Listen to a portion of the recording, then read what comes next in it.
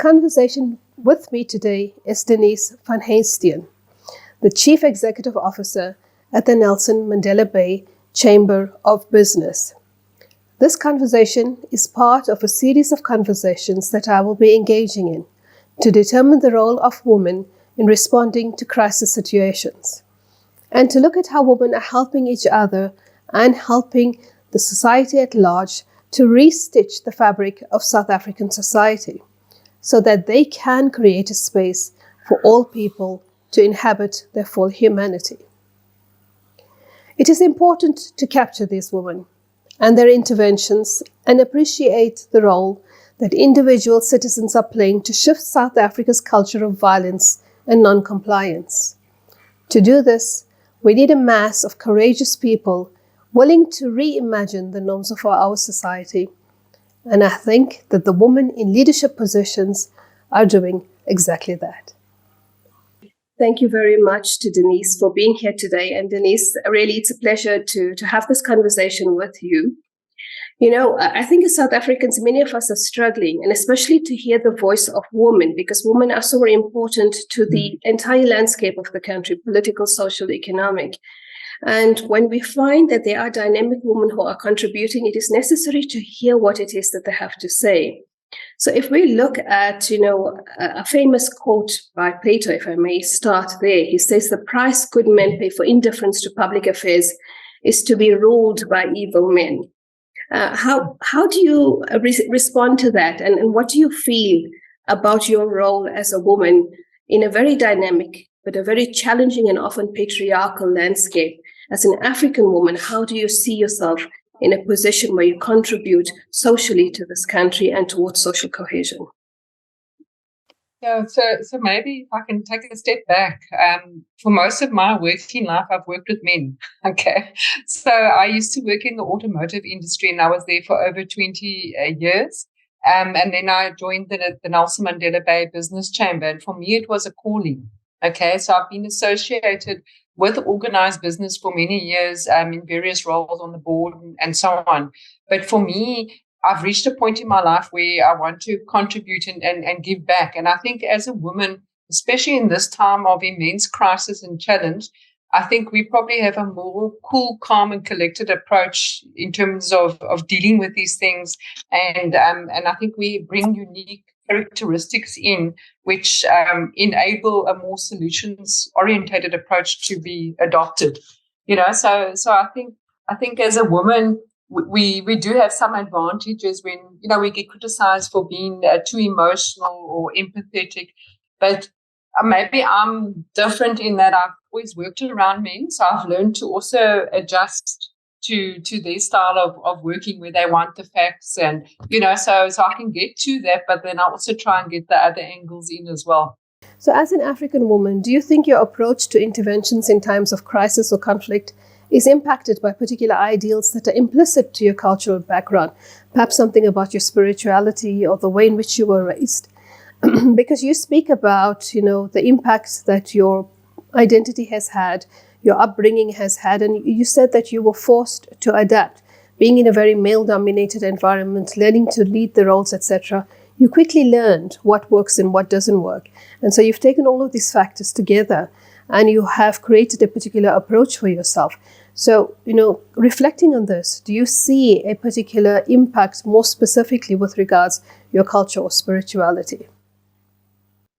Yes, I think to me, your values are ingrained from young, and I attribute a lot of that to my father. He's very much somebody who operates on very strong values, and there's no such thing as gray. It must be black or white. And he's somebody who, over the years, I remember whenever people were in trouble, didn't matter who they were, he'd be the first person to roll up his sleeves and help.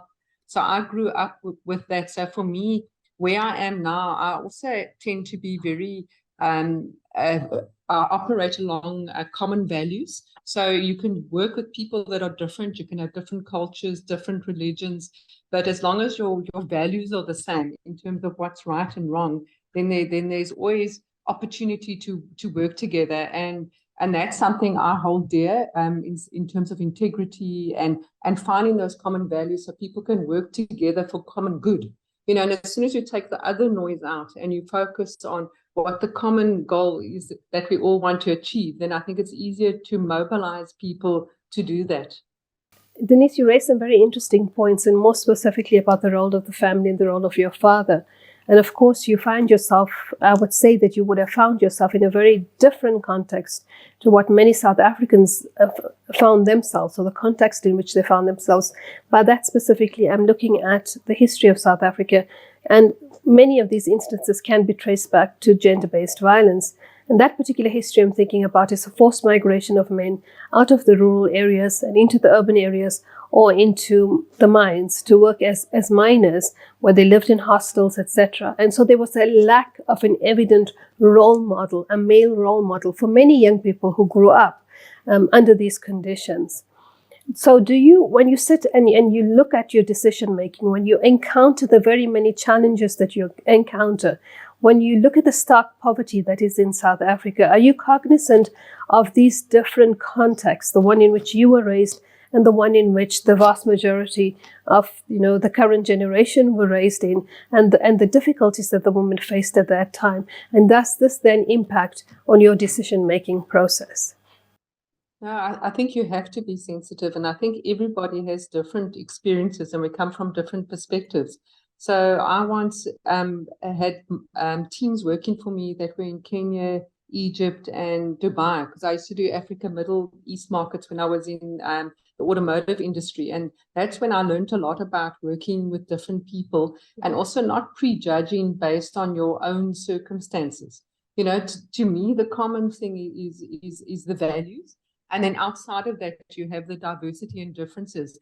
And I remember the one day when I was in Dubai, there was outrage over an advertisement that went out, and I was looking at the ad and I couldn't figure out why people were upset, and it was because the lady's fingernails were painted with nail polish. So you learn about other cultures and what their norms are, and also like the path that you walked. Everyone has walked a different path, and I think everyone has their own story.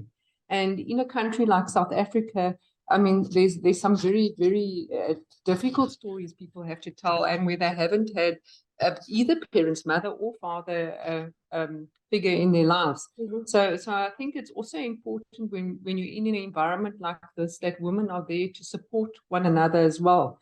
And, as you have the opportunity to take people under your wing, I think it's important to do that as well. So yes, I think your how you grew up shapes who you are, but it's important to be adaptable and responsive and to listen to other people as well, because their perspective, where they come in from, once you understand the context, then you might not be right, and you might be coming from a more privileged context or seeing things only in your silo. So that is true, Denise, and I think in many ways adaptation is necessary for us to achieve some kind of an understanding or to be empathetic. Now, when you look at your interventionist approaches and you look at your roles and your decision making, do you at any point in time decide whether it is a long-term goal or a short-term goal? Are you doing something to get an immediate response, or are you looking at ultimately, that which is going to extend for a much longer time? And how do you make these decisions? Look, I think I've been in crisis mode for a couple of years. In my previous role and also in this role. And I also got very involved with the COVID-19 pandemic when it first hit Nelson Mandela Bay. But for me, when you're in a crisis situation, it's about not panicking, first of all, and getting the information, understanding the facts, and moving with speed. But you can't move alone. You need to work with others. So for me, it's about getting the right collaborators in to work with you, so that you can all align on what are the high impact things that can be done immediately, and then once you've got that going, because I think for me, the big lesson has been with all the interventions that we do, it truly has to be a collective effort. It's not about egos and one person over another. It's about everybody who can make a difference and who genuinely wants to make a difference, and is action orientated, because you can't carry people with you in a crisis if they're going to be destructive in terms of slowing things down or not actually contributing. So for example, when COVID-19 hit Nelson Mandela Bay, I think we went into the hard lockdown as a country on the Thursday. By the Saturday, we already had the doctors contacting us from the local hospitals to say that it would be a disaster because the hospitals were not ready. So we ended up in the space of 10 days being able to mobilize resources while everyone was baking banana loaf. We were fixing the hospitals, and we got 160 beds operational at the provincial and Livingston hospitals. And then Volkswagen, who's a major player, they even went as far as to build a field hospital. That obviously took longer. But when that was ready, that's when we got into the really bad stages of COVID. So that hospital was overflowing at one point in time. So those interventions were key. It was about moving with speed. And then we also started thinking ahead. And it was almost like an eerie time because we had information, and I'm sure other organizations like Gift of the Givers and that were also very actively involved, where you knew more about what was coming and the average person didn't know, and what the virus was about and that. So one of the concerns we also had was around getting medical supplies in, but then also corruption around that, because in this country that is a big problem. So what we did is we got businesses to donate, but then we converted one of the automotive companies, the parts distribution or the vehicle conversion distribution center, into a medical storage hub. So everything went there, and then we used their trucks to transport everything to the hospitals. And then eventually the Department of Health came to us and said, well, can you also control our supplies? So that way we made sure everything went where it was supposed to go. So I think those kind of interventions, but you have to think ahead and anticipate based on prior learning what could happen next. So, Denise, you've basically taken the words from my mouth, because you mentioned the word preemptive, and you had to be preemptive, you had to be visionary, you had to be cognizant of the context, and you had to know what was going to work and what was not going to work. But more importantly, you had to decide for yourself who would be a good partner, because collaboration is very important for you in terms of success. There are very many contexts that you have to consider, and you also had to be cognizant of the reality of corruption and how supplies could have been eroded. When you look at all of these things and you look at your interventionist approach in order to lead to social justice or nation building or to create social cohesion, then what are the factors that come to mind, and how do you decide what it is that you should do in order to get the best possible outcome? If you look at all of this also, ultimately, it is about the collaboration and finding those right partners. And you had to decide on who will work for you and who will work with you in a particular project, because you don't want to be in a situation where you collaborate with a partner who ultimately is not going to deliberate in the way that you are deliberating or deliver what it is that you hope will be delivered. Yeah, no, I agree with you. Partnering with the right people is important. And I think I'm drawn to people who have similar values, and I can see they've got that action-orientated approach. So from a business perspective, I think that has been easier to align with the right partners. But as soon as you're working with other stakeholders, whether they are state-owned enterprises or from municipality, government, then you're dealing with partners that you maybe wouldn't necessarily choose, but you have to work with them. And for me, the big thing that I've learned, and the approach I've taken with the water crisis, and now we've got all sorts of other crises around sanitation and electricity and what have you, is that there's no point blaming and being defensive. I think people very quickly look at, well, you from Eskom, or you from the municipality, so you're the problem. But I mean, they people like all of us. And they have, they're not necessarily the problem, and laying blame doesn't help anything. So for me, it's about rather looking forward, and forgetting about we are where we are. So I know a lot of people get overwhelmed about everything that's going on in our country, and they're very negative. But if you allow that to pull you down, then you won't be able to take any action. So for me, it's not about being naive. you obviously need to be realistic about what the issues are, but it's more about what's within our control and what are the positive steps we can take. And when you start engaging with people on that level, I find they actually respond because they've been treated on equal footing. So there's no egos or superiority, and it's about all of us. We're all in this together, and what is the common goals that we all aligning around, and I think that's how you move forward and you collaborate. That's a pragmatic approach, Denise, but often we find ourselves in toxic situations where we have, or we're forced into dealing with people we don't really want to work with, or, there's no choice in the matter.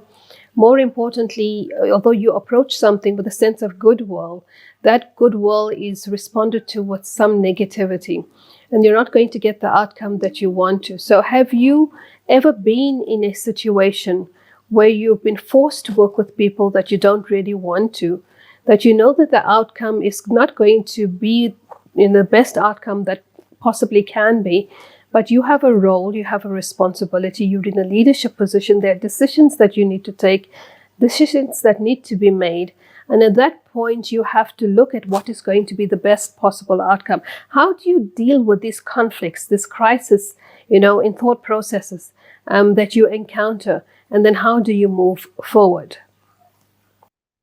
Yeah, look, I think when you're working with situations where people are toxic or the environment is toxic, it is hard to move forward. And I think, once you've exhausted all avenues where you try and, explain things, try and understand what their concerns are and see if you can address it.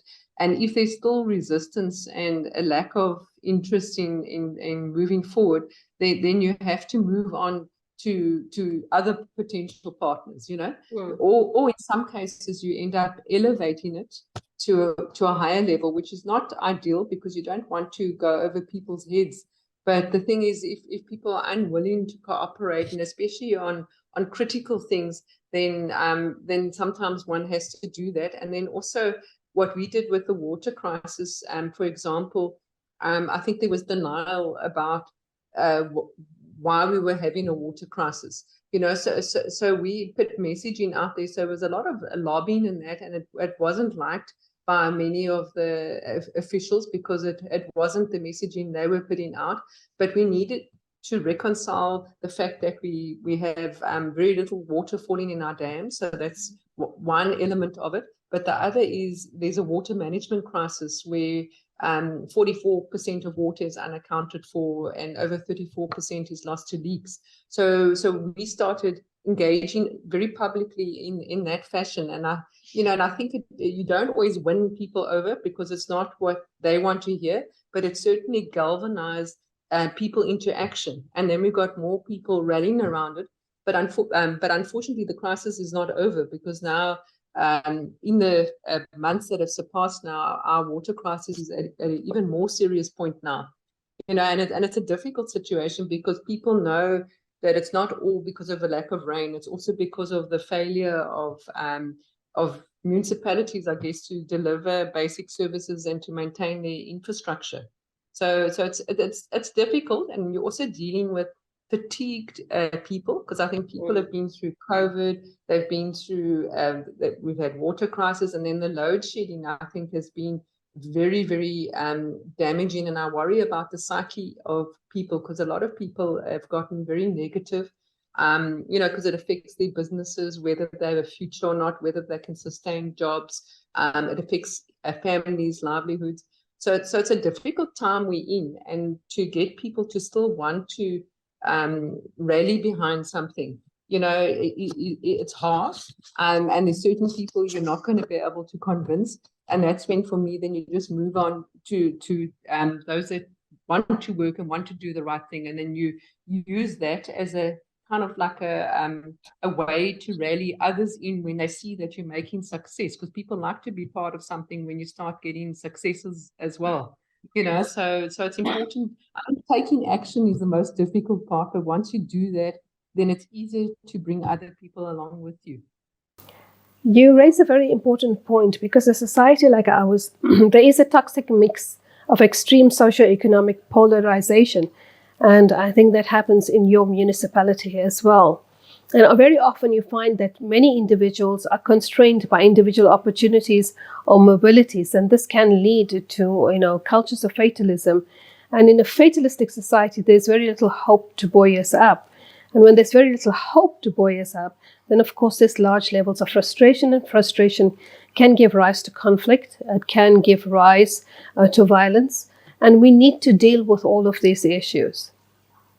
So have you thought about, both you and your partners, thought about alternate ways in which to react? Because when you're faced with crisis upon crisis, and you're having that problem now, I think of the sewage in your water, there comes a point where you have to ask yourself, how do we move forward?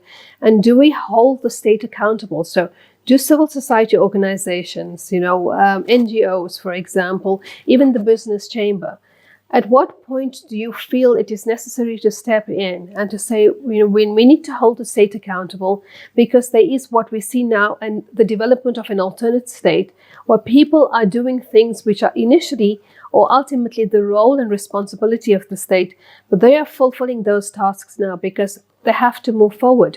They have to find solutions to the crisis in which they find themselves. No, absolutely. And I think that's exactly how we are responding now. So, the politicians have failed us. And I think it's now up to every corner of civil society to play their part in terms of what we can do to ensure that we save South Africa, we save jobs, we save investment, we save communities. So we've actually done a lot around that. So one of the first things we did is we reignited the Nelson Mandela Bay Civil Society Coalition. So we brought in all the non-profit organizations, the churches, all the different groups in senior citizens, youth, unions. All of them need to have an interest, and they all have a stake in the city, So that's one area, and a lot of those leaders are now trying to work in the communities to get people to be actively involved in almost like taking back the city kind of approach. And then what we've done in the business community, because my biggest fear is loss of investment and jobs. And unfortunately, in my prior role, I worked at General Motors, and for 3 years, I worked on the exit of General Motors out of South Africa and Kenya, and you knew about what was coming and how it would affect people. So it was that for me, I don't want that to happen to others. So that's what also motivates me to an extent. So what we did is we started forming clusters in our business area. So we've got 5 clusters already in place, and each cluster, like the one Perseverance, for example, is bigger than the Kucha IDZ from an economic perspective. And then what we do is we group businesses together. They didn't even know each other. They can be different businesses like Coca-Cola and Spa and so on. And then you find what the common issues are, and then they bring their resources together to address them, and that's gaining momentum now. And what we did is we worked with the city council, where we got a master MOU approved, which allows us to collaborate with the municipality in addressing issues in the business areas. And one of the things we also have in place, and it's going to sound crazy, is something called Adopt a Substation, where businesses are actually extending their security to substations so that they don't get vandalized and cable theft doesn't happen, because that obviously takes them down and then they can't sustain employment. And we already have 19 substations that we've secured. We've also we did Adopt a Leak, where we took action. So we didn't just complain about the leaks. We actually went and showed them that it can be done. And we saved the metro 1.6 million liters of water a day by fixing leaks in 7 impoverished communities. So it wasn't just, I think it's important to back up your words with action, and I think that intervention showed that, but it's obviously not something we can do on a continuous basis. We also need the municipality to play their part. So we'll continue to push on that front. But in terms of adopting, what we also did is we got businesses so far to adopt 77 schools around Nelson Mandela Bay. And they've been fixing leaks at those schools, because 10% of the total water losses happen at schools. And then some of them, I've been to some of the schools, and then they even end up, because for the first time, the kids now have ablution facilities that work. And then there's hygiene, education, and other elements which help bring dignity back as well. So we've been involved in a lot of interventions, and it's been, for me, it's actually been quite inspiring to see how people are stepping up now and they want to be part of all these interventions that we're doing.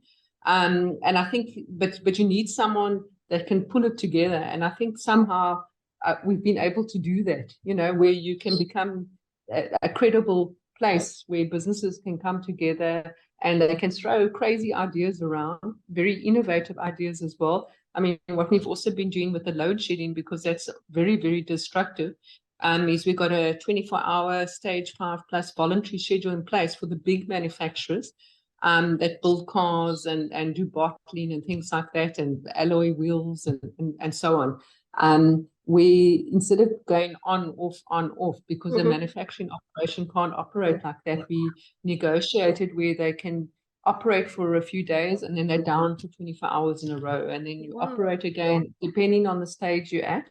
And I think that while it's not ideal because they're still being load shedded, it at least enables them to function in some kind of normal manner. And we also have other interventions we're looking at, where we've got a pilot curtailment initiative that's also underway. And, so we're trying to look at other solutions. And then we also have a renewable energy cluster where we've grouped the highest energy users together. And they represent 20% of the city's electricity usage. And we're moving quite fast with that to secure wind and solar power.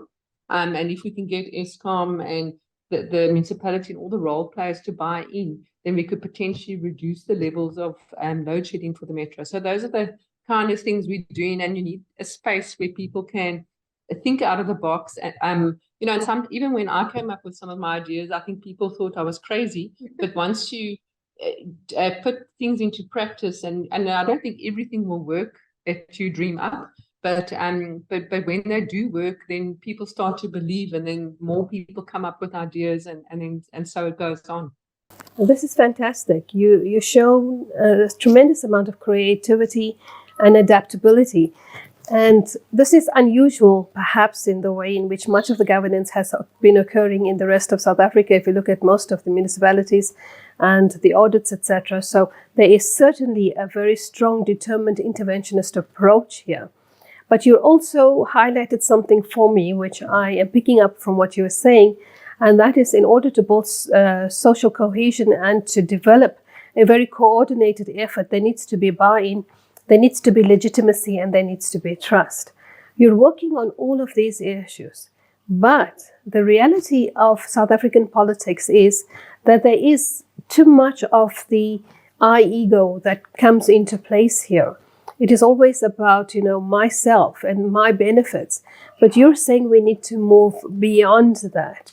And do you find that by taking this alternative approach, by saying that we need to function through this Ubuntu lens, that there is some kind of a resistance that you encounter? And through this resistance also, there is, a pushback that wants to stop you from achieving what it is that you need to achieve. And how do you then deal with these issues if that is the case? No, there has been resistance, and I have experienced it on various points. And a lot of that is around people fearful that they will look bad, So you have to try and convince them that you're doing this because you want them to succeed, and you don't want to take over the function of the municipality, for example. We actually want them to be a good municipality that delivers services to people, So you're not looking to take credit. You can actually make them look good. But you find a lot of people don't necessarily understand that. But this morning, I heard one of the former mayors in here, and he was saying to me that previously, when they used to engage with organized business, it was very confrontational and was more about pointing out everything that was wrong. But he says the approach that I've adopted has been like a complete turnaround where people are more receptive, because if you just go in attacking and then you've got these political parties that keep changing and it's a different person in this role, and so the accountability is not clear, Yes. So it's more about what are the permanent changes you can get in that will survive beyond individuals, which is where I think we need to go, and it's probably a lesson for all metros around the country, because coalition politics is the order of the day. And you've got those politicians that are vying for power, but they don't care about the communities, the people they're supposed to serve. So we need to find ways to get mechanisms in place. So like the master MOU that we've got, even if the mayors and the mayoral committee changes, that still remains in effect. So then we'll continue to work with whoever is in power to do the interventions that we're doing. So I don't know if that answers your question, but that's kind of the approach that I'm taking.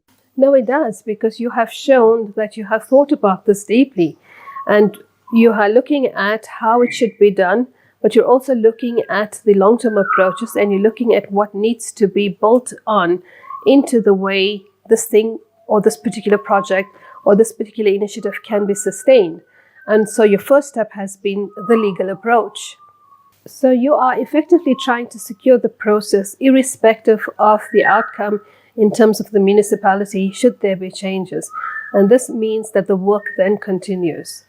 I am running out of time very quickly, and there's two more things that I would like to raise with you. So the first thing I would like to know from you is that, do you think that people recognize or realize that denying ordinary citizens basic access to services is in fact structural violence, a form of structural violence? So we focus usually on subjective violence, and we think about violence in terms of that interpersonal action that happens between people. But violence is far more deeper than this. And your role here, and much of what you have said, shows me a kind of a mediative role, as somebody who is trying to navigate these very murky waters in which we find ourselves and which can easily explode at any instant and lead to conflict. So by actively engaging in these different kind of processes, getting involved, getting the business involved, getting normal role players involved, whether it be the churches or the NGOs, civil society organizations, you're mitigating conflict. There is a huge issue here at stake, and that is perspective. How do people see you versus how do people see the ruling elite and, of course, the ruling political party, the one that holds the power at the moment? And in all of this, there is a struggle for legitimacy. Now, when you come in and you do interventionist programs such as this, do people recognize that, in fact, what you're doing is the work of the state? Well, the state has failed them, and the state is not contributing to their upliftment, to their development. More importantly, the ruling party has prioritized the ruling party and not the citizens of this country. And as you said, there are times where you face that kind of a resistance from the people who are perhaps in a way guilty, whether intentionally or unintentionally, for contributing to the mediocrity that much of South Africans face today.